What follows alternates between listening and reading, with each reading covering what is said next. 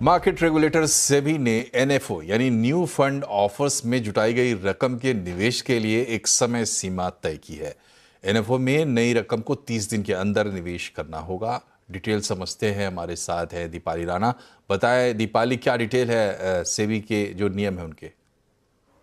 शुक्रिया मनोज जी। और इनफैक्ट अगर हम सेबी के नॉर्म्स की बात करें तो पहले जब रिटेल इन्वेस्टर्स एनएफओ में पार्टिसिपेट करते थे तो उसके बाद जो फंड मैनेजर्स होते थे उनके पास एक फ्री विल होती थी कि वो इस रकम को जो भी उनके पास फ्लोज आए हैं वो किसी भी समय में लगा सकते हैं। अब सेबी ने जो नया नॉर्म लागू किया है जो कि 1 अप्रैल से लागू होगा, उसके मुताबिक विद इन 30 डेज आपको ये रकम डिप्लॉय करनी होगी। और इसके बाद सेबी 30 डेज का एक्सटेंशन भी दे सकती है, कंसिडरिंग आपको इन राइटिंग सेबी को इन्फॉर्म करना पड़ेगा कि क्यों आपने अब तक 30 डेज के अंदर अंदर ये पैसा निवेश नहीं किया है, और उसके बाद 30 डेज का एक्सटेंशन आपको मिलेगा।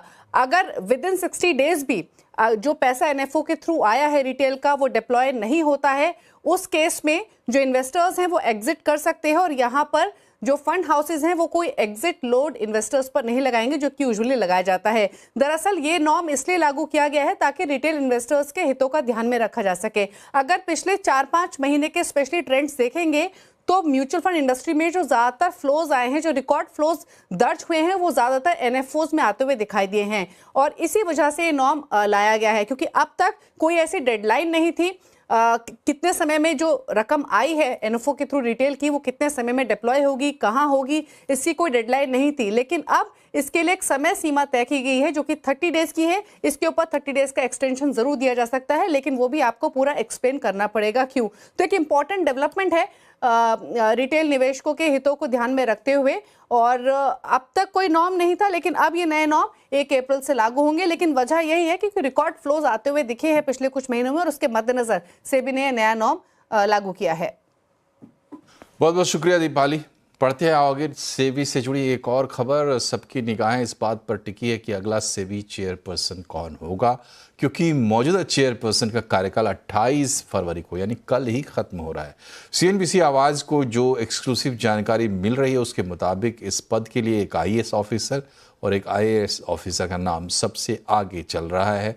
ज़्यादा जानकारी के लिए बात करते हैं लक्ष्मण रॉय से। बताएं लक्ष्मण जी, किसका नंबर आने वाला है?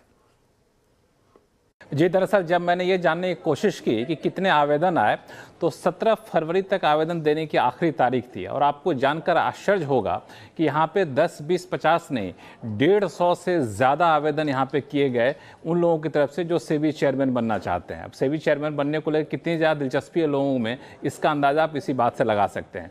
और जिन लोगों ने आवेदन किया उसमें अच्छे खासे बहुत ही प्रभावशाली आईएएस ऑफिसर्स हैं, उन लोगों ने आवेदन किया कि हम सेबी चेयरपर्सन बनना चाहते हैं जी। कई सारे इंडियन रेवेन्यू सर्विस के लोग तो उन्होंने आवेदन किया कि हम बनना चाहते हैं। और तो और प्राइवेट सेक्टर के जो कैपिटल मार्केट से जुड़े हुए लोग हैं उनकी भी संख्या काफ़ी ज़्यादा है, करीब 20 से ज़्यादा संख्या है जिन्होंने आवेदन किया कि हम सेबी चेयरपर्सन बनना चाहते हैं। उसके बाद सर्च पैनल ने सारे आवेदनों की स्क्रूटनी की, उसकी छटनी की। कुछ चुनिंदा नाम जो है अंतिम रूप किए गए हैं, कम से कम 3 या 4 नाम है जो सूत्र बता रहे हो, उसको अंतिम रूप दिया गया है और उन्हीं में से किसी एक के हरी झंडी मिल सकती है। अब फ्रंट रनर की बात रही तो मुझे जो सूत्र बता रहे हैं कि एक आईएएस ऑफिसर हैं जो इस दावेदारी में सबसे आगे चल रहे हैं। बहुत हद तक संभावना है कि उनको सेबी चेयरपर्सन बनाया जाए। अगर वो नहीं बनते हैं तो पिछले 48 घंटे में एक आईआरएस का नाम बहुत तेजी से उभर कर सामने आया है जो कि 1990 बैच के इंडियन रेवेन्यू सर्विस के अधिकारी हैं। उनका नाम काफ़ी तेजी से निकल कर आया है, तो वो भी बन जाए तो आश्चर्य मुझे नहीं होगा। लेकिन 2 बातें जिसकी संभावना काफ़ी कम है कि मौजूदा चेयरपर्सन को एक्सटेंशन मिलेगा, इसकी संभावना कम है। निजी क्षेत्र से कोई बनाया जाएगा, इसकी भी संभावना मुझे कम दिख रही है।